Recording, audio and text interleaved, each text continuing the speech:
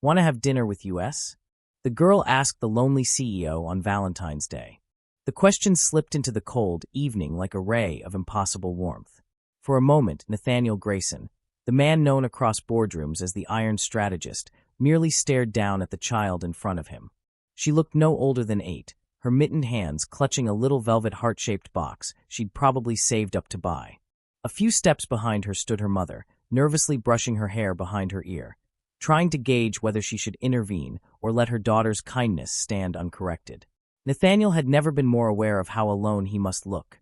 A man in an immaculate charcoal suit, standing in the soft glow of the restaurant's fairy lights, a single reservation under his name and no one to fill the other chair. He swallowed. "Are you sure?" he asked, his voice quieter than he intended. The little girl nodded solemnly. "It's Valentine's Day. No one should be alone." Her mother finally stepped forward. She wore a simple burgundy dress that seemed almost apologetic in how modest it was. Her hair fell in loose waves around a heart-shaped face, the kind that might have been pretty in the way Nathaniel once thought too ordinary to notice. But now, in the hush between them, he thought it was the most genuine expression he'd seen in years. "I'm sorry," she began, her cheeks flushing. "She's very friendly." "We can." "No," he interrupted gently. "It would be an honor." He surprised himself by how much he meant it. They were seated near the window. Outside, frost had dusted the pavement, and couples walked arm in arm beneath the lamp posts. Inside, the little girl, Lila, he learned, presented him with the velvet box. Inside was a cheap but cheerful Valentine pin that read "You are loved." He stared at it, unable to speak, before fastening it to the lapel of his bespoke suit. Lila clapped in delight, and her mother smiled, a slow, hesitant smile that seemed to unspool something tightly wound in his chest. "Thank you," he said, feeling absurdly emotional over a trinket that cost less than a cup of coffee. "You looked sad," Lila said matter-of-fact. "Mommy says when people look sad, you should try to make them feel better." Nathaniel shifted his gaze to her mother. "You're raising her well." She glanced down, embarrassed, then extended her hand across the table. "I'm Elise." "Nathaniel." "I know," she admitted, her voice lowering. "I recognized you. From the papers." "Ah." He gave a small, humorless laugh. "I hope you won't hold my reputation against me." "It's Valentine's Day," she replied, lifting her chin with quiet defiance. "Tonight, you're just someone who needed company." He looked around the restaurant, its corners soft with candlelight. For years, Valentine's had been a day he loathed, a performance he refused to participate in. Love was a liability, a distraction. Yet here he was, sharing breadsticks with a stranger and her daughter, feeling more human than he had in a decade. They ordered pasta and chocolate soufflé. Lila chattered about her school project on constellations, insisting that Nathaniel must know all the names of the stars. When he admitted he didn't, she promised to draw him a star map. Elise watched them with a mixture of relief and something he couldn't quite define. Hope, perhaps. Between courses, she asked about his work. He tried to explain without sounding as if he were boasting, but she seemed genuinely interested. When she told him she was a freelance illustrator, he asked questions that no one else ever bothered with. The conversation folded over itself easily, like they'd known each other longer than an hour. At some point, Lila fell asleep against her mother's shoulder, her tiny hand still clutching Nathaniel's thumb. Elise smoothed back her daughter's hair and looked up at him with eyes that glistened in the candlelight. "Thank you for saying yes," she whispered. He cleared his throat, feeling something dangerously like gratitude swelling in him. "Thank you for asking." The waiter arrived with the bill, but Nathaniel waved him away. Elise protested, but he insisted, feeling absurdly protective of the small moment they'd shared. When they finally rose to leave, he helped Elise into her coat, his hand brushing her shoulder. It felt shockingly intimate. Outside, the night had deepened. Snow began to drift in soft spirals around them. Lila stirred, blinking up at Nathaniel with a drowsy smile. "Will you have dinner with us again?" she asked sleepily. He looked at Elise, whose breath caught at the question. In that instant, Nathaniel realized how different his life could be if he chose to step away from the fortress of loneliness he'd built. "I'd like that," he said quietly. They stood there a moment longer, none of them in a hurry to say goodbye. The street was nearly empty, the city hushed as if it, too, were waiting to see what he would do next. Elise shifted Lila gently against her hip, her gloved hand brushing his arm in a gesture that made Nathaniel's pulse thrum in a way he hadn't felt in years. She looked at him, searching his face as though trying to see past the headlines and boardroom myths to the man beneath the name. For once, he didn't mind being seen. Snowflakes clung to her eyelashes, softening her expression into something luminous. He had the ridiculous thought that he wanted to memorize the way she looked right then, before the world woke up and turned this evening into a memory that felt too fragile to trust. "We don't live far," she said after a moment, as though she felt she needed to explain why she hadn't called for a cab. "Just a few blocks that way." She tilted her chin down the quiet street, lined with old brick buildings and wrought iron railings, their edges muffled in white. "I'll walk you," he offered without thinking. Elise hesitated, 1,000 considerations flickering across her face: politeness, caution, the vague discomfort of not knowing what this was. But then she nodded, shifting Lila more securely in her arms. They began to walk side by side, the snow falling steadily in the pools of lamplight. Nathaniel was aware of every step, the silence between them feeling less like an absence and more like a space where something new was quietly unfolding. "I'm sorry if she was too forward," Elise murmured after a block. "She doesn't really understand boundaries sometimes. Her teacher says she's too curious for her own good." He smiled, the gesture feeling strange and unfamiliar on his face. "It's fine. I think it was exactly what I needed." "Do you get many nights off?" she asked, glancing at him. "Not really," he admitted. "I usually find reasons to work late. It's easier that way." "Easier than what?" He looked down at the snow crusting the pavement, thinking about the empty penthouse, the spotless kitchen where no one ever cooked, the echo of his own footsteps on the polished floors. "Easier than remembering how quiet it is when I'm home." Elise didn't say anything, but she slipped her free hand into her coat pocket, like she was resisting the urge to reach for him. The simple, unspoken understanding in her silence felt more comforting than any platitude. Lila stirred, her voice small and sleepy. "Is he coming to the Valentine's party tomorrow?" "What party?" Nathaniel asked gently. She opened her eyes just enough to squint up at him. "My class party. We get cupcakes, and everyone brings someone special. Mommy said maybe I could bring 2 people if they're important." Elise gave a helpless little laugh, her cheeks flushing pink. "I hadn't planned on recruiting you for kindergarten festivities," she said quickly. "I wouldn't mind," Nathaniel heard himself say, surprising them both. "If you'd really want me there."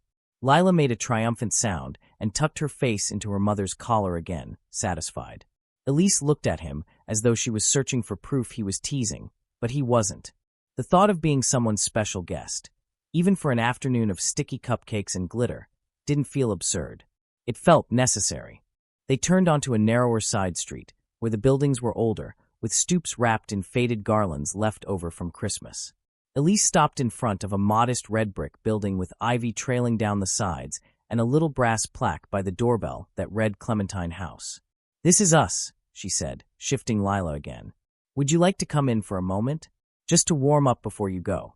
He hesitated, some last, stubborn part of himself bracing for the instinct to retreat.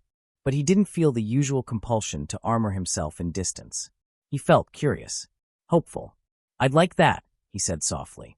Elise smiled, the sort of smile that seemed to light her from the inside. She led him up the steps, balancing Lila's weight against her hip. Inside, the entryway smelled of old pine floors and vanilla candles. A few watercolor paintings, Elise's work, he realized, hung along the hallway, soft scenes of city rooftops and children chasing kites. "You did these?" he asked, pausing to look. She nodded, looking suddenly shy. "Just little things. I don't get much time to paint for myself anymore." "They're beautiful." Her eyes lifted to his, and for a moment neither of them seemed to know what to say. Then Lila stirred again, groaning at being awake, and Elise shifted her weight toward the narrow staircase. "Let me put her in bed," she said. "I'll be right back." He nodded, stepping into the small living room. A second-hand sofa sat beneath the window, draped in a knitted throw. There were books everywhere, stacks on the floor, spines worn soft from rereading. A framed photo on the end table showed Elise laughing beside a younger Lila, their cheeks pressed together. The sheer normalcy of it made something in his chest ache. He'd spent so long convincing himself he didn't need this, didn't deserve it, that his life was fine the way it was. Yet here he was, standing in a warm little apartment that smelled like cinnamon and soap, feeling more at peace than he ever had in his vast glass-walled home. When Elise returned, she'd changed into a soft cardigan, her hair loosened around her shoulders. She looked tired but relieved. "She's out for the night," she said. "Cupcakes and excitement always exhaust her." He smiled faintly. "She's a remarkable little person." "She is," Elise agreed, her voice gentle. She looked at him, her expression turning searching again, as though she was working up the nerve to ask something. "Nathaniel, can I ask you something that isn't polite?" "You can ask me anything. Why were you alone tonight?" Nathaniel stood in the warmth of Elise's living room, his gaze tracing the outlines of her life in the soft lamplight. The watercolor paintings, the tiny boots by the door, the stack of children's books on the coffee table. Everything here was evidence of a world built on small joys and quiet love, so different from the sleek emptiness he had cultivated for himself. Her question hung between them like a tender challenge. "Why were you alone tonight?" she repeated, softer this time, as if afraid to break the fragile honesty stretching between them. He swallowed, feeling the old instinct to dodge, to protect his secrets under layers of professional charm. But there was no boardroom here, no quarterly results to defend. There was only Elise, her eyes calm and open, and the realization that this woman already saw more of him in a single evening than most people ever bothered to look for. "Because I thought it was safer," he admitted finally, his voice low. "Safer not to let anyone close enough to need them, or to be needed." Elise nodded slowly, her expression neither pitying nor surprised. "It's easier that way," she agreed, echoing the words he'd said earlier on the walk. "But easier," he went on, feeling something raw uncurl in his chest, "isn't the same as better." She moved closer, close enough that he could see the gold flecks in her eyes. "No," she whispered. "It isn't." For a moment, the silence was so profound that he thought he could hear the beating of her heart. He felt her hand graze his sleeve, tentative, asking permission. He turned his palm up and laced their fingers together, the contact sparking a current that felt almost shocking in its simplicity. "You don't have to go back to that empty place tonight," she said, her voice trembling just a little. "You could stay. Just for a while."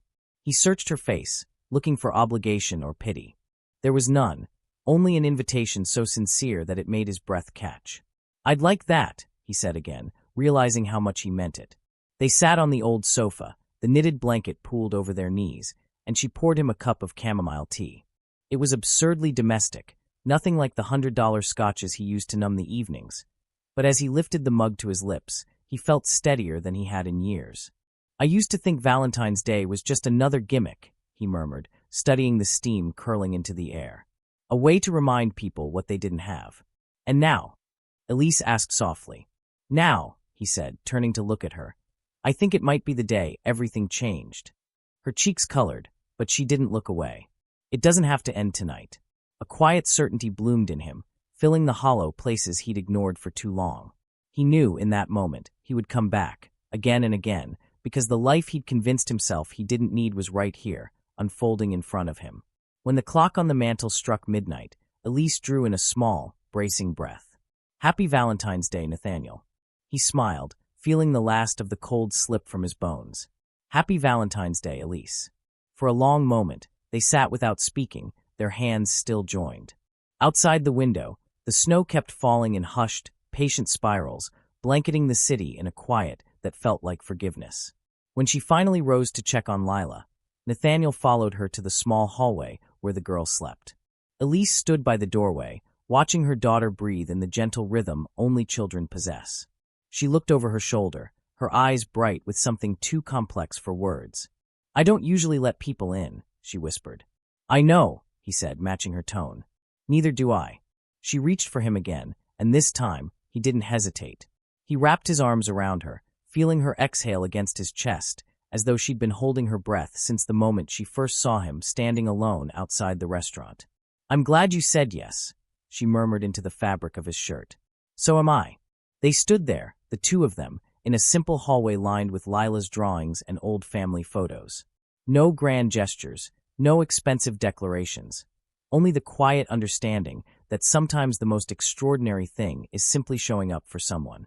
When they returned to the living room, Elise brought out an old photo album, and they sat side by side while she turned the pages.